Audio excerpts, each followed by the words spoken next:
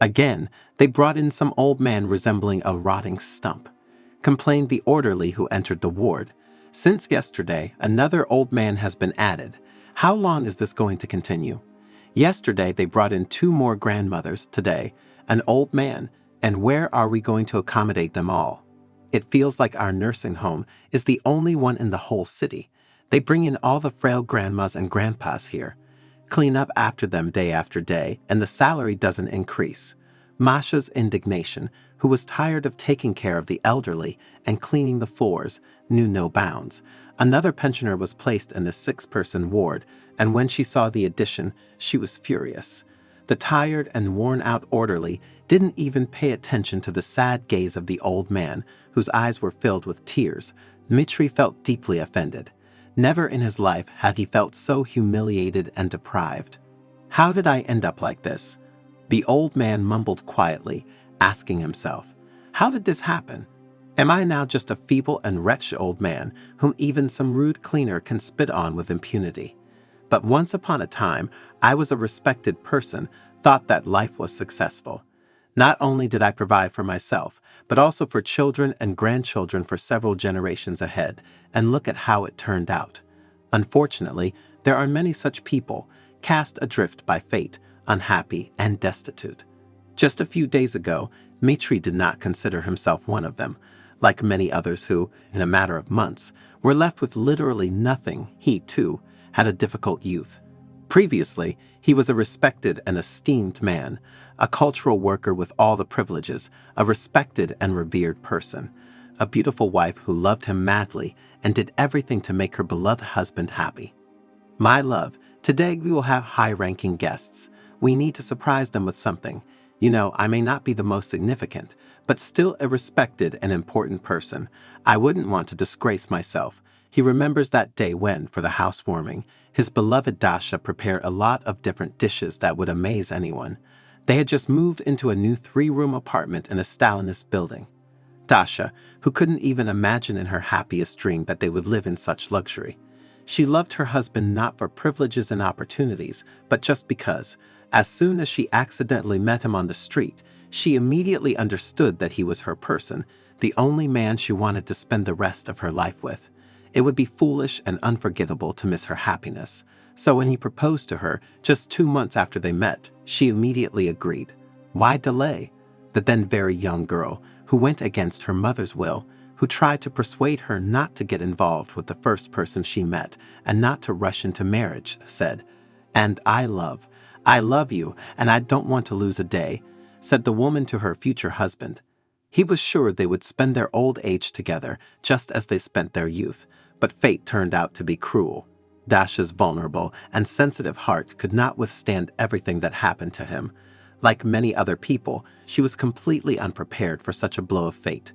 Left in complete poverty, the woman increasingly immersed herself in her own thoughts. From time to time, her heart hurt so much that she could hardly fall asleep. No matter how Dmitri tried to calm and comfort his beloved wife, who was still loved in her youth, everything was in vain. Overstrain and constant stress did their job. The heart attack was so strong that the ambulance did not have time to arrive. Dasha died in the arms of her beloved husband, who could not find solace. "And why are you still enjoying life?" Dmitri asked sternly, crossing the threshold of his son's room without knocking. The son who spent all day sitting at the computer, playing some games. "The anniversary of your mother's death, and you don't even go to the cemetery. Aren't you ashamed? She's been dead for many years now." The lazy and indifferent 30-year-old man dismissed. "Do I have to go to her every year? I don't have time for that," he replied. "If you need to, you go. And I have plenty of chores at home. I also need to take the computer to the service for annual maintenance. How did you turn out like this?" Dmitri muttered to himself. Playing all day, any equipment will eventually fail. Dmitri never placed great hopes on his son. His childhood and youth coincided with difficult times, and Maxim seemed to absorb the atmosphere of hopelessness and lack of prospects that enveloped everything with its sad web. But it's good that at least he didn't become a criminal and didn't end up in prison, he reasoned when talking to Marina, his beloved daughter, who had always been a ray of sunshine for her mother as well. Dear viewers, I work hard on content for you. In gratitude, I ask you to subscribe to the channel and put a like on this video. Thank you.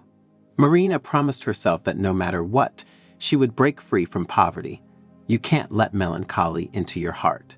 She always said, relentlessly pursuing her goal, and Marina achieved what she wanted. Having graduated from college with honors, she immediately started looking for job opportunities abroad. "Sweetheart, maybe you'll reconsider," her father pleaded, not wanting to stay living with his son. "I would feel much more at ease if you lived here in our homeland. Even if it's in another part of the city, at least you would be close to me." "Dad, what are you talking about?" Marina responded, surprised. "I'll never abandon you, no matter where I live. You're my closest person. And Maxim, well, what can you do with him? He's hardly going to change anytime soon. He's not a child anymore, don't worry. If he doesn't want to study, let him not study. If he doesn't want to work, let him not work. Don't press him. He'll understand on his own sooner or later that parties and the lifestyle he's been pursuing since adolescence won't lead to anything good. Just give him time."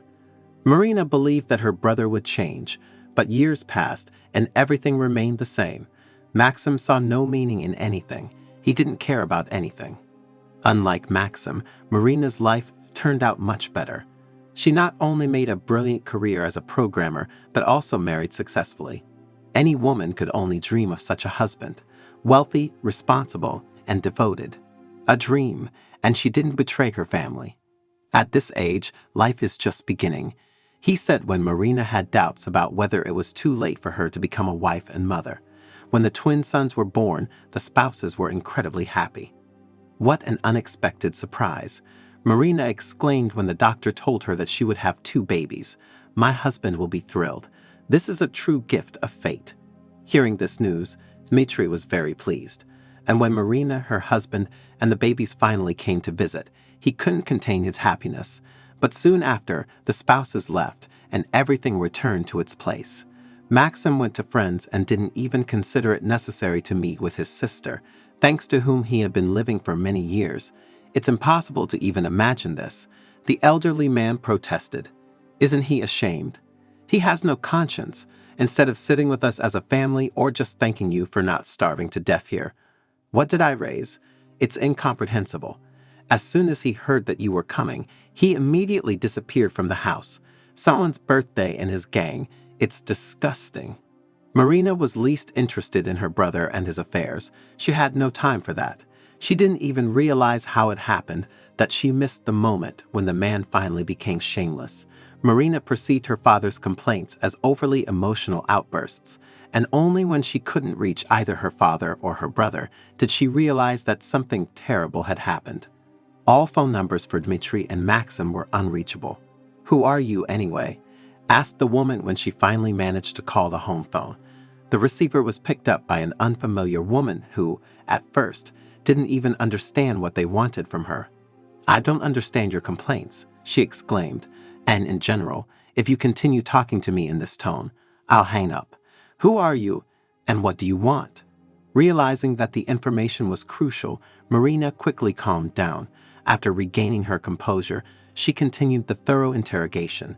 "We bought this apartment legally." The woman on the other end of the line said, "Understand? Legally. If you disappear somewhere for years, that's not our problem. I have all the necessary documents, and if necessary, I'll prove in any court that I have all the rights to this property." Marina still couldn't find out from the stranger where her father had moved with her brother. Bad forebodings tormented the woman, and on the same day, she bought tickets and flew back to her homeland. "Maybe I should go with you?" anxiously asked her husband, who was very alarmed by the whole situation. "What if you need help?" "No need. It's not necessary at all," Marina replied. "I'll handle all this myself. You stay home with the kids." For the first time in many years, Marina, upon arriving in her hometown, had to stay in a hotel. Such a situation couldn't even be imagined in her worst nightmare. The apartment, which was a family legacy where she spent her entire childhood and youth, had been sold, and now strangers lived in it. For Marina, as well as for her father and mother, it was not just a home. It was a place where she could always come to sort through old things, immerse herself in memories, and lose herself in the distant past. And now all of that was gone. It didn't make sense to her. and where to look for her father now. Marina didn't notice how anxiety overwhelmed her with its harsh wave, and from fatigue and worry, she lost consciousness and fell asleep. "Damn it! I should be looking for my father," she exclaimed when she woke up 2 hours later, scolding herself for it, jumped out of bed, and grabbing her phone, where she had already changed the SIM card in advance to avoid roaming charges, she called the police. "We cannot accept your statement remotely." She heard a male voice on the other end of the line. "You must come and explain to us what happened, and then we can start searching for your father." Marina immediately gathered herself and rushed to the police. After carefully listening to her, the investigator said that he would start checking all the necessary information in a minute, and as soon as something became known, he would immediately inform her. "Thank you so much," she exclaimed, placing several bills in front of the man on the table from her purse. "There are so few caring people these days." "Take it away," the investigator said sternly, glancing at the money. "This is my job. You not only insult me but also violate the law. I can charge you for attempting to bribe an official." Apologizing, Marina, who just wanted to thank the man for his sensitive handling of the situation in which she found herself a hostage, left the office and went back to the hotel. "Poor daddy of mine," she thought to herself, not even trying to hold back the tears. "Where are you right now? What happened to you? I hope nothing has happened. I'll never forgive myself for this. How could I be such a careless egoist that I completely forgot about you? I just hope you'll be found. I'll fix everything. I won't let anyone harm you. And Maxim, oh Maxim, he'll get what he deserves. I promise I won't let this big brat get away with it." Dmitri also thought about Marina every second.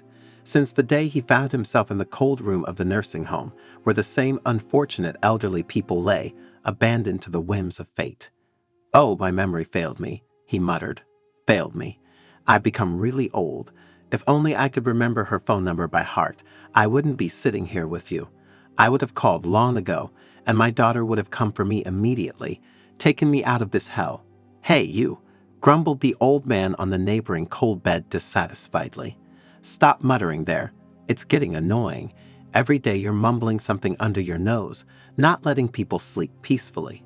Close your mouth already, or we'll shut it for you. Nowhere to turn, and you're still muttering." Dmitri was immediately disliked in the nursing home.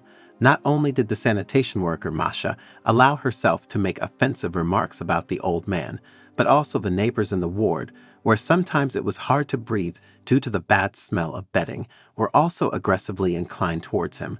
He tried not to engage in a dialogue with them, pretending not to hear jokes and mockery directed at him. Still, he couldn't endure the insults from the young and inexperienced sanitation worker. Pride didn't allow it. After all, in the past, he was a respected person, and some cleaner had no right to speculate about his life and make comments. He thought the man hadn't grown up yet. Masha didn't like that the old man resisted, as she had seen several hundred such situations during her short service. She decided to take measures that almost cost Dmitri his life.